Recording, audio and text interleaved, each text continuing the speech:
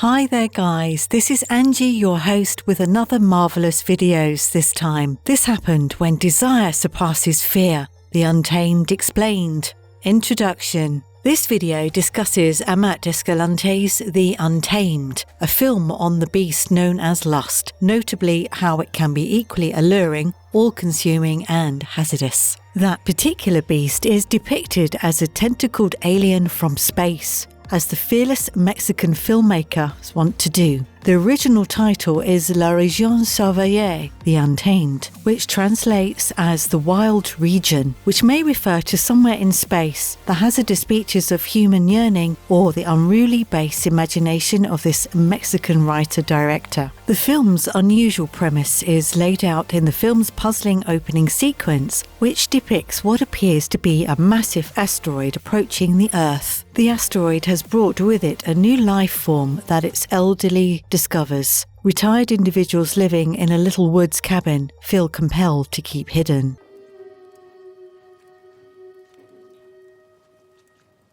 The Untamed builds its story on humans and their need for pleasure, but not necessarily from this monster. It's a low-key, hallucinogenic sci-fi film about booty calls with a giant space squid. It necessitates a loud, silent approach. Amat Escalante's psychosexual Spanish-language film, The Untamed, is described in various ways. Poster art descriptors include intoxicating, unforgettable, and wild. Armchair critics add words like entrancing, difficult, unusual, and unhinged. A strange tentacle thing has mentally impacted four people's sexual life and intimate relationships. The Untamed is about what would happen if there was an organism kept in captivity that could deliver exactly this kind of pleasure. An organism in touch with a fiercer, purer, profound and more simplistic sexual pleasure that our advanced life forms have only a dissatisfying and vague hint of it up until just now. Before we go into our explanation, we have a very small request. If you like our content, please support us by subscribing to our channel. This is a small click for you, but for us it means a lot. Thank you. Let's begin.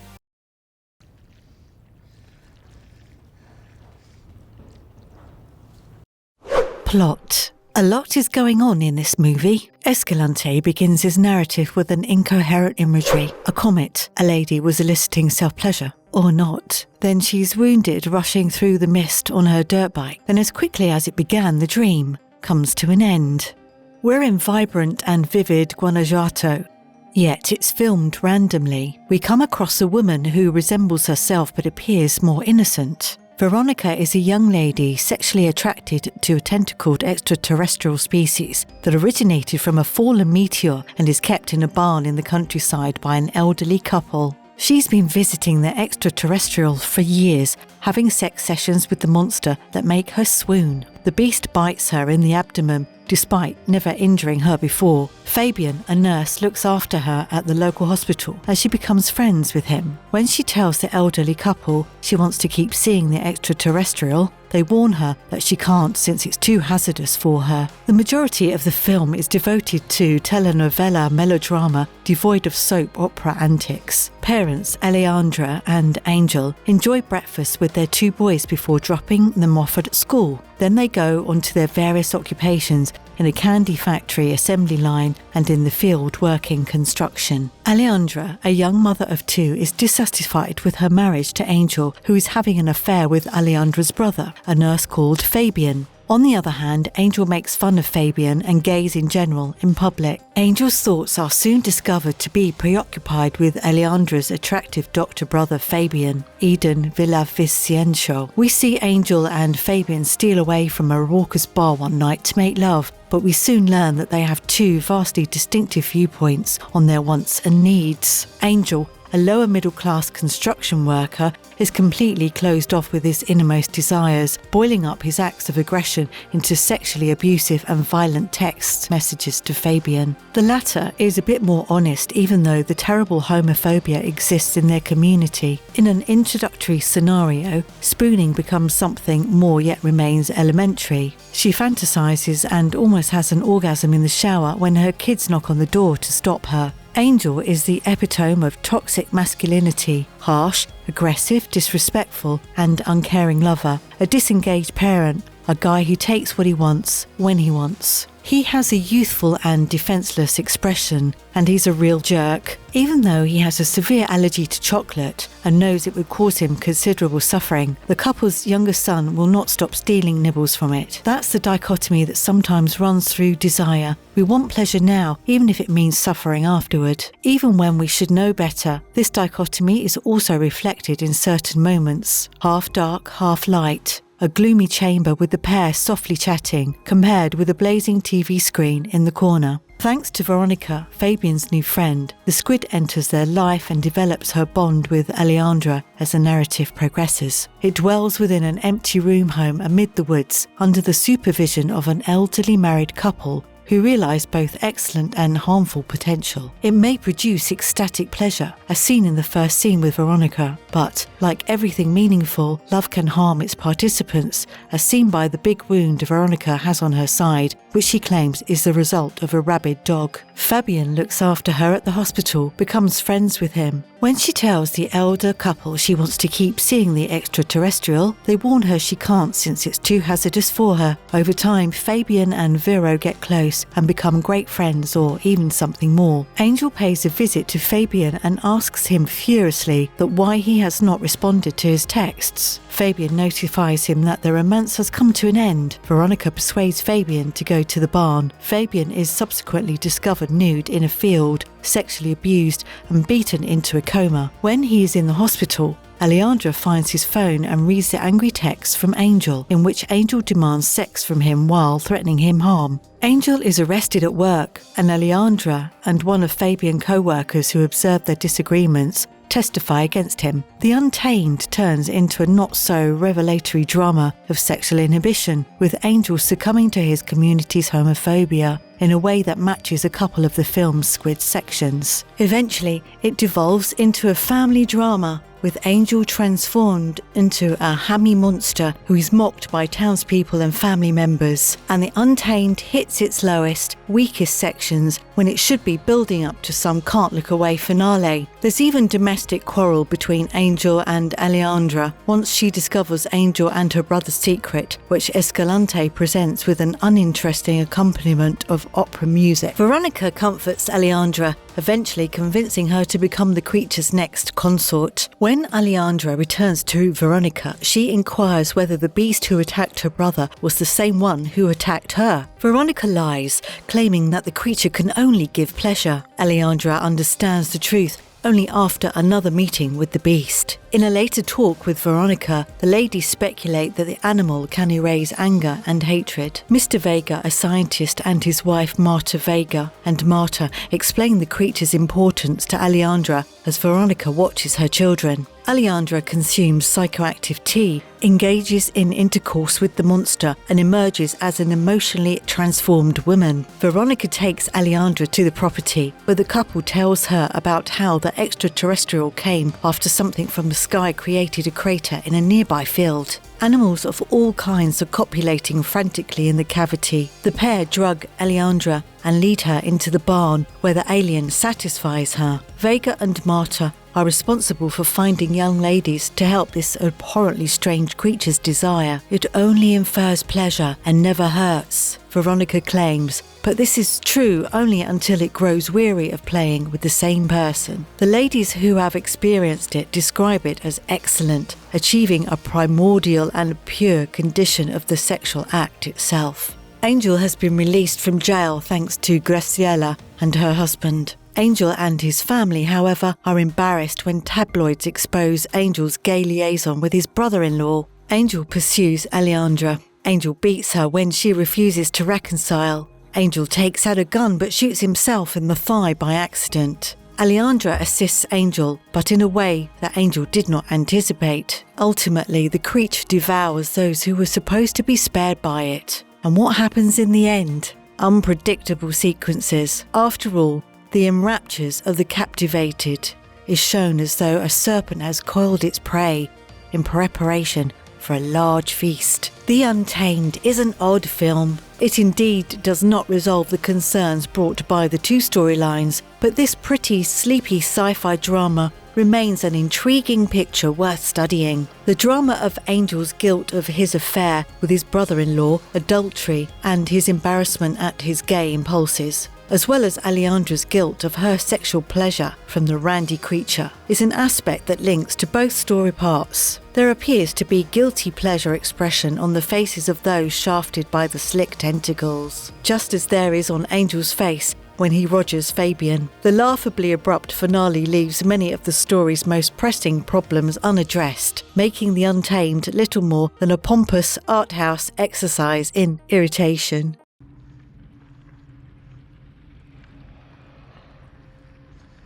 The Lovecraftian monster.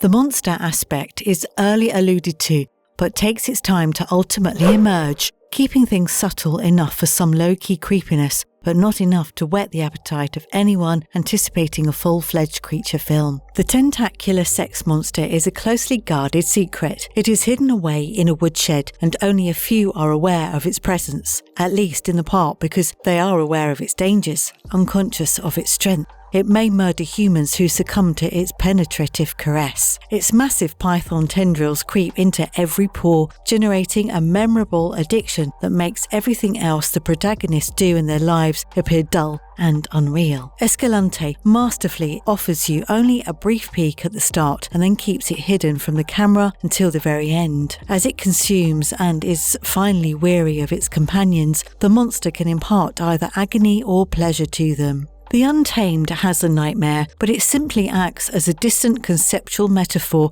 prompting art house drama to be ambiguously fascinating for those tuned into its dreamy personality study, or painfully indecisive for anyone who seeks a firm foundation for fiction.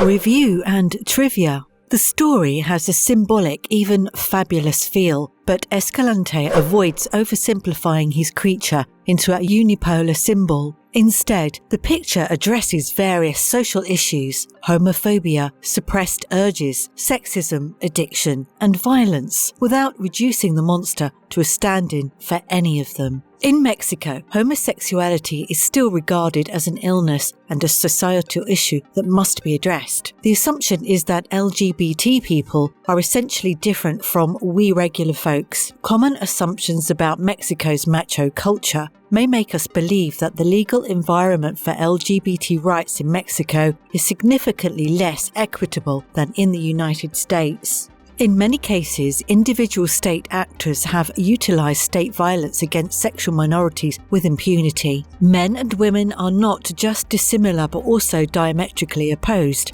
Boys who despise soccer, men who appreciate the opera or display unmanly emotions such as grief or tenderness, and spouses who help with housekeeping or care for their children are all deemed effeminate. A woman who undertakes man's labour, exhibits too much independence, or stands up to males is considered poco hombre or excessively masculine. It's simple to jump to the conclusion that she's a man-hater and a lesbian. Homophobia is about more than simply homosexuality. It's about what it means to be a man or a woman. In Mexican society, everything that deviates from established gender ideals is harshly punished. This is the underlying source of homophobia. According to National Statistics Agency INEGI surveys, 2/3 of Mexican women have suffered some type of violence, with over 44% experience abuse from a spouse. In most situations, violence against women in their homes has remained beyond the mainstream concerns of the medical professions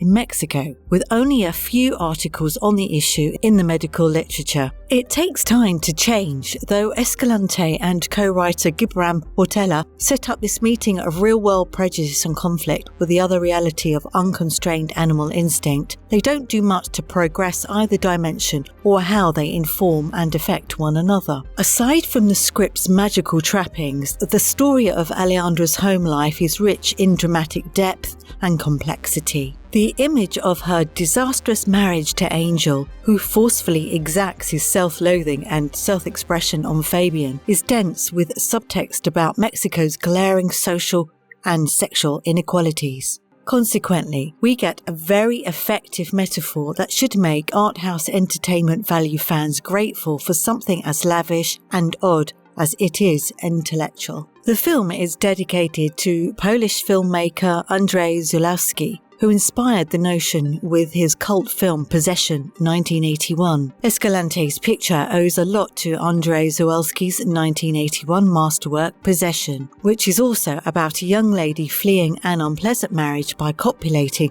with a writhing mass. Alejandra, who replaces Veronica in the alien's lover when the latter is literally exhausted by its carnal power, does not exhibit the extreme deranged behaviour of Isabel Ajani in the Polish author's film.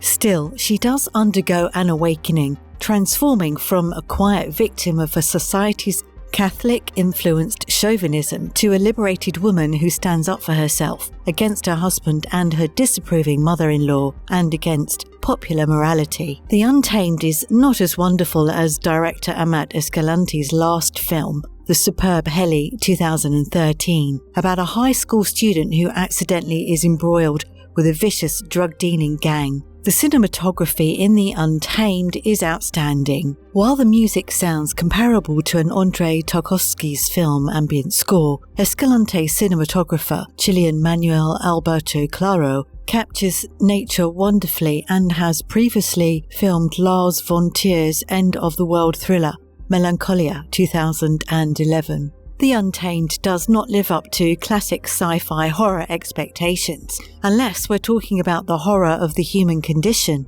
where fragile balances between animal impulses and sentient aspirations hamper relationships with other members of our species. That is the actual adventurous voyage taken by The Untamed. The Untamed has a monster, but it simply acts as a distant conceptual metaphor, prompting art house drama to be ambiguously fascinating for those who turn to its dreamy personality study, or painfully indecisive for anybody who seeks a firm foundation for fiction. The setting of The Untamed is diametrically opposed to the stereotypes. Its depiction of small-town Mexico will be familiar to anybody who has lived in the countryside. In this place, boredom may lead to addiction, whether to drugs, alcohol, or sex with tentacled aliens. The film has terrific performances, breathtaking photography, and fantastic but muted music. The filmmaker also did an excellent job framing each frame, and the film looks stunning.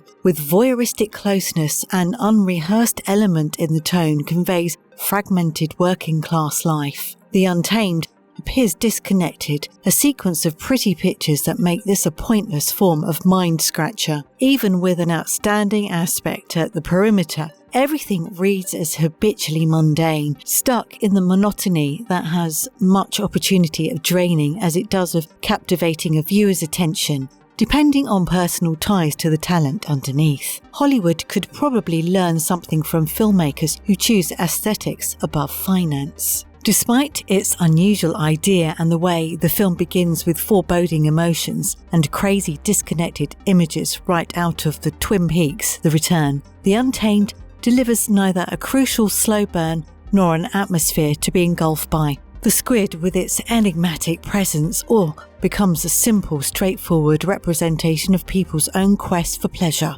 particularly as a distraction from their own sadness. The film and its non-space characters fade throughout as their feelings in this bizarre turn of events becomes minor. It is difficult to compare this picture to any others that have come before it, which should only be seen as praise. We've got everything: the carnage, sex, nudity, and monster feature excitement you'd expect from a genre picture. It has the complexity and intrigue of an art picture, not to mention the cinematography, evoking the work of directors such as von Trier and Zulawski. At points, the film's visceral, hate-filled violence echoes that of another Mexican film, Lex Ortega's Atroz. Minutes later, the sensual inhibition-free sexuality on the show is evocative of Scott Shermer's underappreciated erotic fantasy horror flick Harvest Lake. Of course, there's the obvious parallel to Zulawski's Possession. It would be conceivable to make a version of this film where the monster is never seen or does not exist, a performance in which the only thing that counts is the non-sci-fi realism love triangle of homophobia, and loneliness. These individuals have become accustomed to the constant nagging condition of discontent and longing that propels them ahead, like a donkey with a carrot dangling in front of it. For most individuals, that carrot is, of course, sex and love. Sex and love are thought to be the ultimate source of pleasure and fulfillment, yet their promise fades like a mirage. Conclusion. The Untamed is one of the oddest movies you'll watch this year. Escalante, famed for his gritty pictures of working-class Mexican life, travels into the magical realm. At the same time, the image maintains the social criticism and edginess that we've come to anticipate. This subtle, provocative and scary dark tragicomedy is about a ubiquitous hidden addiction. The Untamed is a fantastic blend of science fiction, horror and sexuality. It's enthralling, one of a kind, and completely unpredictable. It delves into our fundamental cravings as well as our propensity for self-destruction. The film's vision is liberating. It not only challenges our perceptions of cinema, genres and chauvinistic society, but it also plays with our perceptions of sound. In this regard, it evokes not just the auteur filmmakers already discussed here, but also H.P. Lovecraft's weird, ethereal science fiction. All of this may lead you to conclude that The Untamed is based on tribute, yet it refuses to be anything other than its own thing. As in Nicholas Winding Refn's films, the acoustics heighten the suspense. There's a lot of depth and enjoyment here. It creates one-of-a-kind and pretty odd viewing experience. It's wonderfully off-kilter with some stunning images. The Untamed is one-of-a-kind picture that juggles genres in an unsettling manner. It's a well-acted, well-written film that looks spectacular from start to finish. It's both sensual and terrifying, affecting the audience on both a visceral and cerebral level. The Untamed will be either a terrible piece of horror film or a celebration of the sexual pleasures shared by all beings, whether people, animals, or Aleandra's beast, with benefits. Regardless of your experience with The Untamed, it's a film you may find yourself wanting to return. And if you liked our content, don't forget to leave a like and subscribe to us if you haven't already. Have a good one and be safe. Thanks everyone.